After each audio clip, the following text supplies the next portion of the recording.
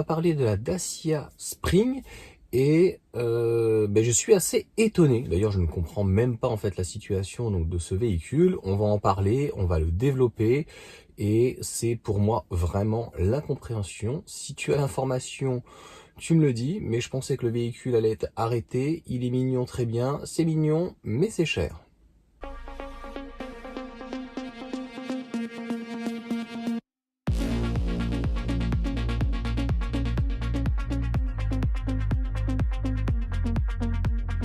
Donc on va commencer déjà par le début. Le début, c'est en termes de style. Donc je vais te mettre notamment par exemple la face avant, tu vois. Face avant très jolie, qui reprend en fait le code stylistique. Il faut savoir que la Dacia Spring, c'est le seul véhicule qui est vendu, donc entre guillemets de chez Renault, en tout cas de chez Dacia, en électrique chez Dacia. Le reste, il n'y a plus de diesel, c'est de l'essence. Maintenant, il y a beaucoup donc d'hybrides ou essence-gaz. Pour la seule électrique, c'est la Dacia Spring. Donc elle est faite en Chine, elle n'a plus le bonus et à la limite, c'est pas très grave. On va revenir là-dessus à la fin donc de la vidéo. C'est surtout que à l'arrière, c'est sympa. Tu me diras ce que tu en penses au niveau du style. Intérieur entièrement revu. Donc il faut savoir quand même que la Dacia Spring, elle a déjà quelques années. Au départ, elle était donc toujours avec sa batterie, donc NMC, nickel, manganèse, cobalt. Elle est assez petite, hein. Elle fait un peu plus de 20 kWh pour 220 km. Encore une fois, hein, c'est pas être approximatif, c'est que les 220 km annoncés, c'est du théorique. On est plus près des 100 à 150 km. Ça va dépendre si on est en hiver, ça va dépendre comment on accélère, si on reste plus en ville. Donc ça va dépendre quand même de beaucoup de choses. Cela étant dit, elle était en 45 chevaux et au tout départ, elle était aux alentours des 14, 15, 16 000. Il y avait des aides de l'État et souvent, les personnes arrivaient à la toucher aux alentours des 10 000 euros. Alors, comme ils ont vu qu'elle s'essoufflait un petit peu, il y a eu un restyling, notamment 65 chevaux pour apporter du confort, parce que je tiens à rappeler que c'était 17 secondes, c'est quand même très, très, très, très lent. Et là, on était sur 13 secondes. Et d'ailleurs, on a un petit souci, c'est que le véhicule, là, c'est une 3e génération, et a priori, il est quand même beaucoup plus lourd. On n'a pas encore la fiche technique, etc. Mais j'ai entendu dire que le 65 chevaux, qui sera uniquement sur les finitions hautes comme l'extrême, c'est 14 secondes, donc on perd 1 seconde, et c'est 20 secondes. Donc déjà 17, c'était très très long. Moi, je l'ai essayé, donc je vais te montrer la petite incrustation donc que je te mets, et je vais te donner, donc, puisque finalement c'est le même châssis, c'est le même batterie, c'est le même comportement routier, etc., je vais te donner à la fin, en tout cas, mon avis.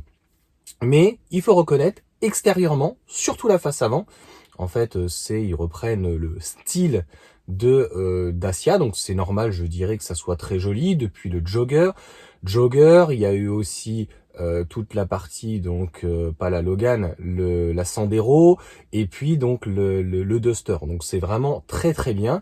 L'intérieur, je pense que personne s'attendait à ça. J'ai vu même au niveau de la vidéo de 100 bornes, l'intérieur, je vais te le mettre et tout. Je vais t'incruster pas mal de petites choses. Il est vraiment très sympa. 2 écrans. Mais là, on va passer vraiment par le gros bas blesse.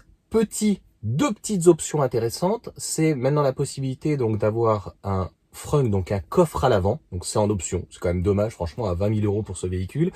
Et un V2L, par contre, je n'ai pas trouvé. Si tu as l'information, je l'épinglerai.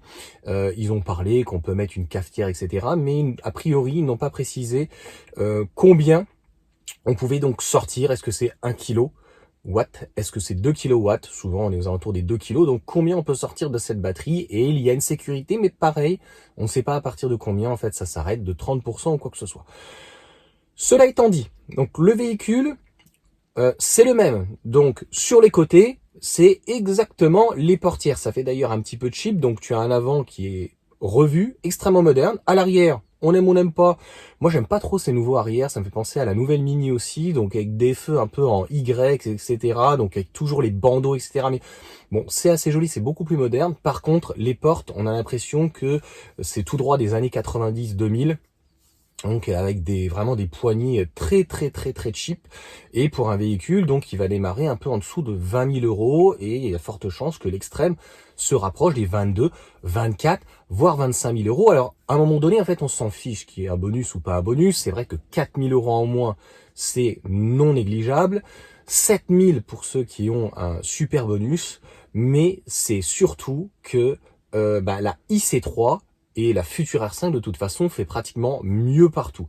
Donc le véhicule, c'est quand même une micro-citadine, même si elle a été entièrement revue à l'intérieur, même si les sièges, etc. tout très très bien, il n'y a pas de souci, etc. Mais 20 000 euros, en fait, la question qui tue, c'est même 24 000 ou 25 000 euros, est-ce que tu préfères une Dacia Spring en finition haute ou avoir à la limite pour le même prix une IC3 en finition basse ou éventuellement intermédiaire et qui pour le coup te propose non pas une vingtaine de kilowattheures mais 44 kilowattheures et en batterie LFP, donc tu vas quand même avoir de gros avantages. Et le gros avantage pour le coup de la batterie LFP, c'est d'avoir plus de 3000 cycles, contrairement aux 1000, 1500, 2000 grand maximum de cycles, avec une dégradation à partir de 2000 cycles très importante, ce qui ne sera pas le cas de la batterie LFP lithium fer phosphate, donc par rapport vraiment à ses concurrentes directes, et d'avoir donc 5 places et un véhicule, a priori, ils annoncent très confortable, donc personne ne l'a encore essayé au niveau de la IC3, et un véhicule donc qui n'a rien à voir avec Citroën malheureusement, hein. Il y a que le chevron, concrètement il vient de Soblaki, les batteries viennent de Chine, le véhicule, tous les produits viennent de Chine et assemblés etc en Soblaki,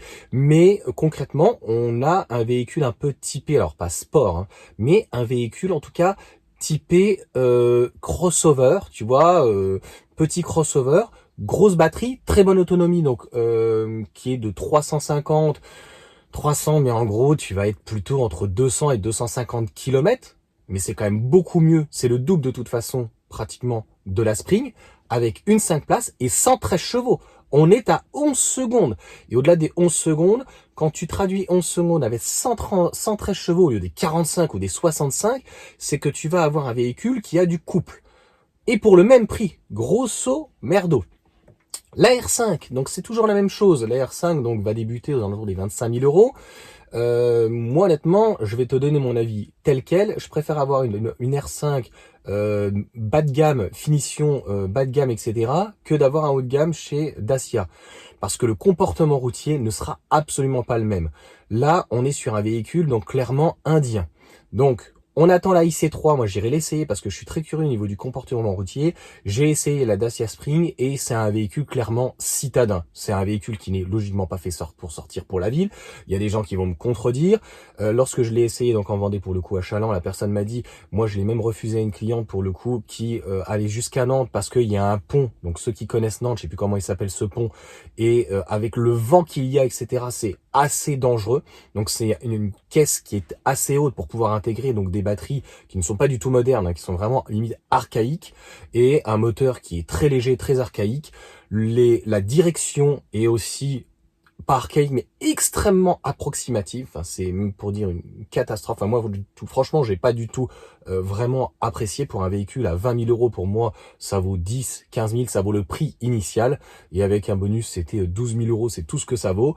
Et la R5, si même on est à 25, 26, même 27 000 euros, on sera sur un châssis à la base de Clio, revu pour de l'électrique, avec une batterie quand même près du double.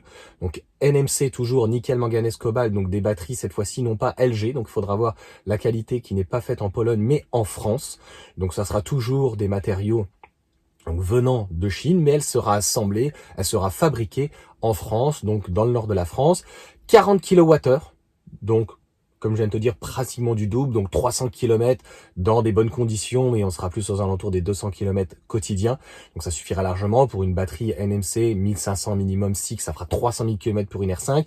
Et tout de suite 125 chevaux. Donc en termes d'agrément de conduite, et je suis désolé pareil, ceux qui vont me dire oui mais on s'en fiche de la puissance, mais à un moment donné quand tu as besoin de t'insérer, quand tu as besoin de doubler, moi je trouve que en dessous de 12, 13, 15 secondes au 0 à 100, ça devient quand même extrêmement dangereux.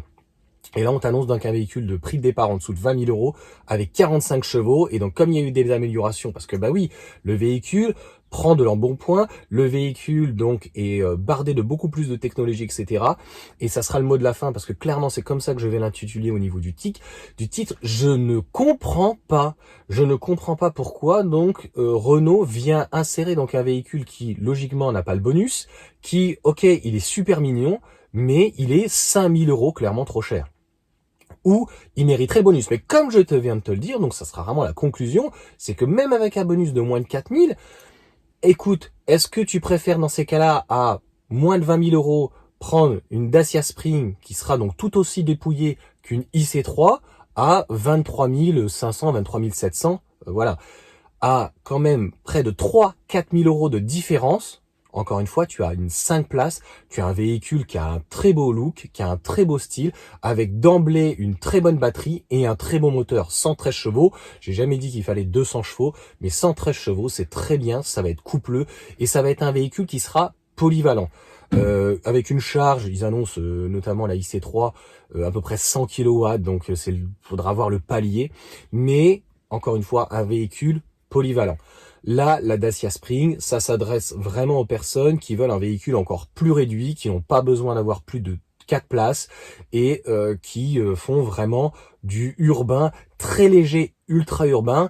Mais je tiens à rappeler quand même que autour de soi, on a souvent de très grandes villes. Moi, je suis dans un petit village en Vendée, mais même quand je suis en Île-de-France pour le coup, eh bien, à 10, 20, 30, 50 kilomètres, pas très loin non plus, eh bien, j'ai tout de suite, là, même à 10 kilomètres, j'ai du 110 km/h. Et clairement, j'ai fait des tests, etc. sur la route. Vraiment, le comportement routier, bah, c'est digne d'une 205. Clairement, c'est digne d'un véhicule des années 80-90. Et c'est encore une fois, donc là, ça vient de la Kwid, hein, le véhicule indien. C'est pour ça que moi, j'attends vraiment avec impatience comment donc Citroën, le groupe PSA Stellantis en tout cas, a réussi à transformer ce véhicule. Autant je ne m'inquiète beaucoup moins sur la Clio, de la R5. C'est-à-dire que la R5, il faudrait être plus vigilant par rapport à l'embonpoint entre guillemets que la R5 a pris par rapport à la Clio, et si voilà Renault a réussi donc à transmettre sur les suspensions, sur les trains roulants, une augmentation de 200, 300, 400 kilos, plus de 400 kilos quand même, donc par rapport aux batteries, même si c'est bien intégré, tu vois bien que notamment chez Renault et même Dacia, dès que c'est une électrique, elles prennent 5 à 7 cm de caisse, donc ça donne un style supplémentaire certes, mais à l'intérieur, tu as un plancher qui est loin d'être plat, je le vois dans la Mégane. Voilà pour cette vidéo en tout cas. Dis-moi ce que tu en penses, dis-moi si tu partages mon avis, et moi honnêtement, je ne comprends pas qu'est-ce que vient faire en fait encore ce véhicule, même revu, etc. Il est, pour moi, le placement prix est pas bon. Clairement, le placement prix est pas bon. Allez, sur ce, ciao à tous.